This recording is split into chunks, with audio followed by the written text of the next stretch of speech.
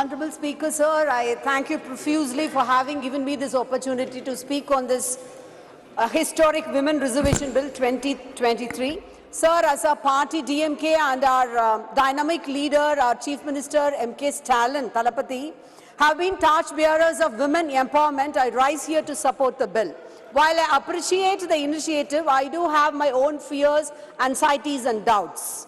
Sir, I opened up to read the bill with huge expectations that it will lead women to enter into untrodden paths. So far, they have not experienced and into uncharted territories. But again, I ended up with huge disappointment. It is like a post-dated check in a bankrupt bank. And it's like a betrothal with so many ifs and buts, and we are not sure when it is going to culminate in an utopian marriage, sir. Sir, this bill, Women's Reservation Bill, is a matter of right, not favor. And with all humility and dignity, I would like to profess to the House through you, sir, reservation is our birthright, sir. While we, the DMK party, welcome the bill and support the bill, I would like to also remind you that, sir, only not in this millennial era, women are empowered. Back in Sangam era, 3,500 years ago, in our Tamil soil, we have seen empowered women. Our celebrated poetess Avayar, for example, wrote Mudurai, a manual for wise living for all of them.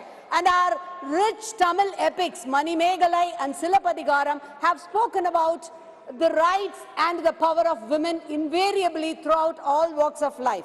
Sir, Tamilnadu is a role model state, and this bill has been perpetuated and had been put forth by so many male political parties, but the seed is sown in the soil of Tamil Nadu by the Dravidian movement. And it has been nurtured, the manure had been nurtured by the Dravidian trio, Thandai Periyar, our leader, great leader, Peraringer Anna, and Muthamal Aringer Kalaignar, and our Chief Minister. Sir, with our flagship programs, the Dravidian model, all the schemes and reservations were entirely given to the women folk. For example, equal rights for women, family and family properties, 1989, 50% reservation in local body representations. The present government has implemented 40% reservation for women in government jobs, fare free travel for women in government run city buses, and the icing on the cake is the recent Kalaignar Magalir Urimai Togai, providing ₹1,000 for 1,650,000 eligible women, sir. First time in the history of India, first time in the history of the world. And to quote our Chief Minister, he has stated that an empowered woman plays a stellar role in nation's growth and people's wealth, and in this Tamil Nadu stands second to none. And while so many of the Treasury bench have been profusely here admiring women, it was our Bharadiyar who said, Achamum madamum naihatku vendumam namakku vendam, meaning that don't attribute timidity and foolishness to women. We want equal rights, and we want the right to keep our heads high and walk in this, wherever it is in this earth, as the human beings with wonderful cherished rights to live in this world. Sir, the history of the bill has been traced here by all the other members who have spoken elaborately on it. After a tumultuous journey, it's been tabled here now today. I thought finally we see the light of the day, but not even the end of the tunnel I'm able to see it, sir, because of the loopholes of the bill. It's being introduced in Hindi, sir, here. While introducing it here, our Honorable Prime Minister and the Union Law Minister call it as Nari Shakti Vandan Adhiniyam.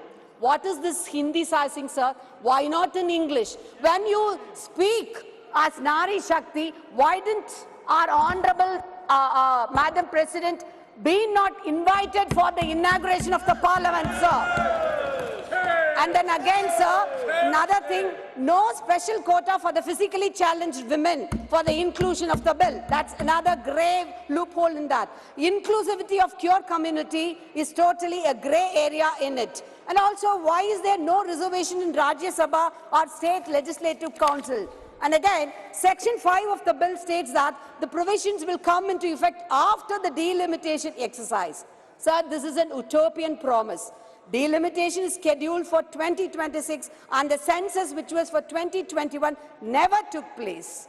because it is now so clear that this is the electoral agenda for the ruling government.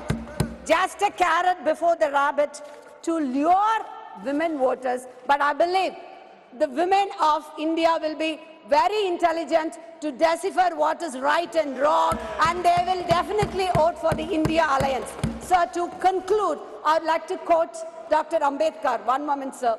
On 4th November 1948, Dr. Ambedkar, having introduced a draft report in the Constituent Assembly with modification, stated that this constitution, it is workable, it is flexible, and it is strong enough to hold the country together both in peace time and in war time.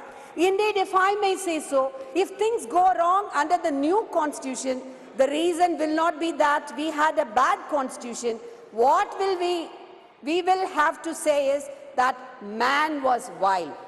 So I would unquote. So I would, through you, sir, humbly request the lawmakers that whenever they amend our constitution, they should remember this statement of our dear Dr. Ambedkar, that it should reap the fruits quickly so as to be enjoyed in time. Sir, this bill should be implemented as quickly as possible before this commencement of this 24 elections. If implemented soon, it may be a small step for a woman, but a giant leap for womankind. Thank you very much, sir. Very good. Thank you.